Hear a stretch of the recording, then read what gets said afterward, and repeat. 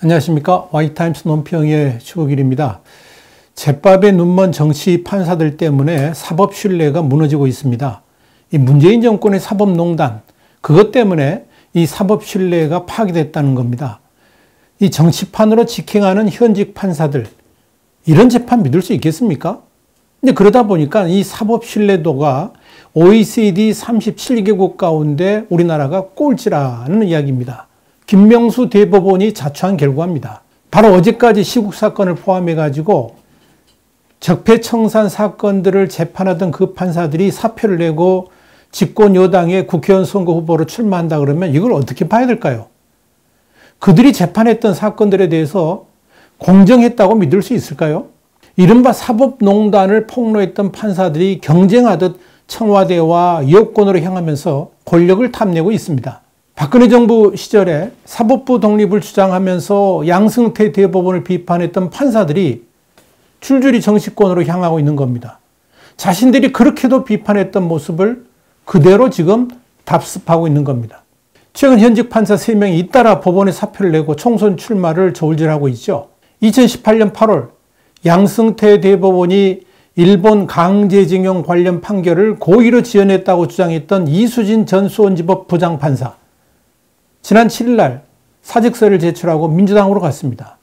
그리고 2018년 5월 전국 법관 대표회의 초대 의장을 지내면서 양승태 대법원의 재판 거래 의혹에 대해서 헌정유린 행위라고 비판했던 최기상 전 서울 북부지법 부장판사, 지난 13일 날 사직해가지고 민주당 간판을 달고 총선 출마를 하려고 준비하고 있습니다.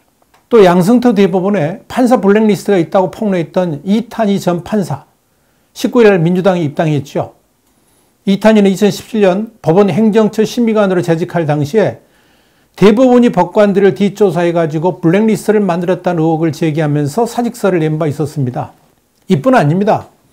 양승태 대법원을 적폐의 본산이라면서 공격에 앞장섰던 진보판사 2명은 일찍이 정치 권력의 중심부인 청와대로 옮겼죠. 그래서 권력을 향유하고 있습니다. 2017년 3월 대법원이 국제인권법위원회 토론회를 무산시키려 했다 그러면서 전 대법원장에게 진상조사를 공개 청원했던 사람이 있습니다. 김형연 전 인천지법 부장판사입니다.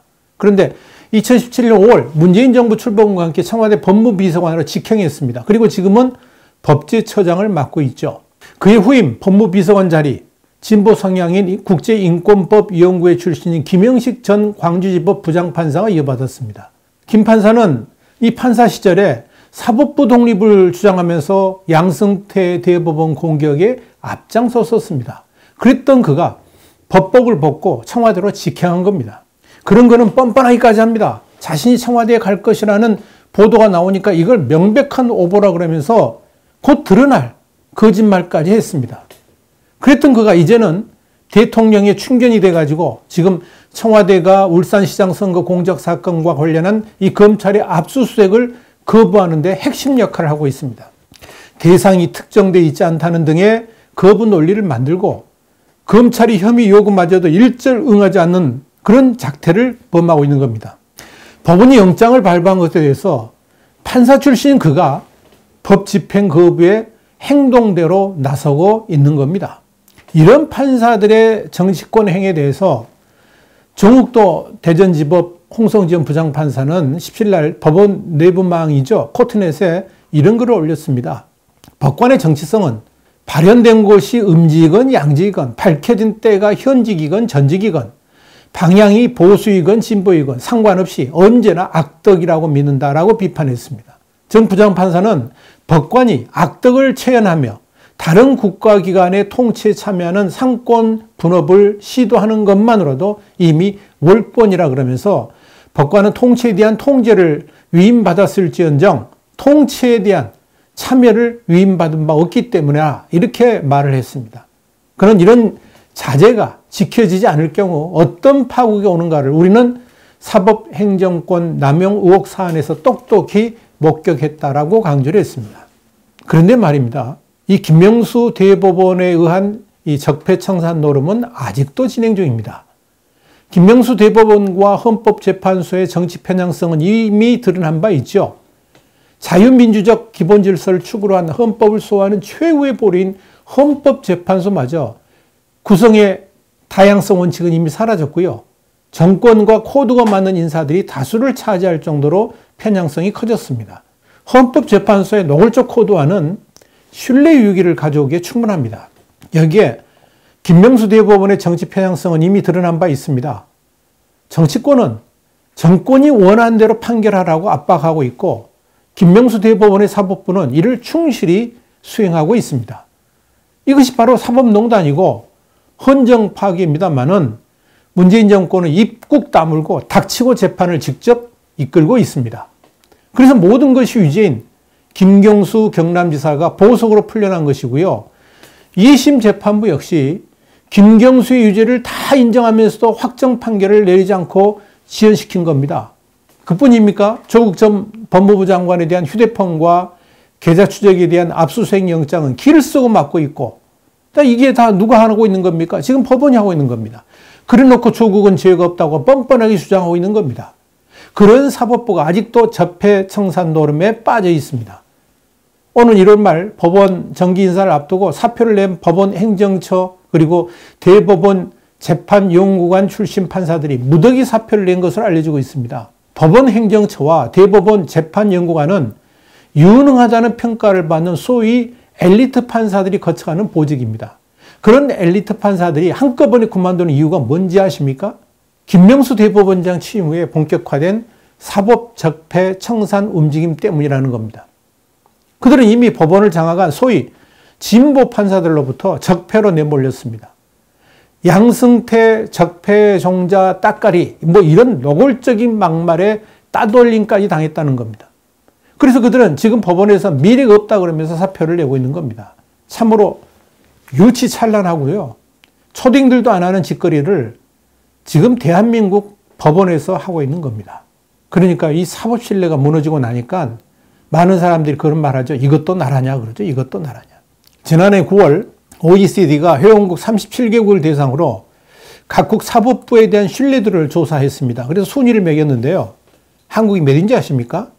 37입니다. 꼴찌입니다. OECD가 회원국마다 그 나라 국민 1000명들한테 법원을 신뢰하느냐고 물었는데 신뢰한다는 응답 비율이 가장 낮았다는 겁니다. 이것이 현실입니다.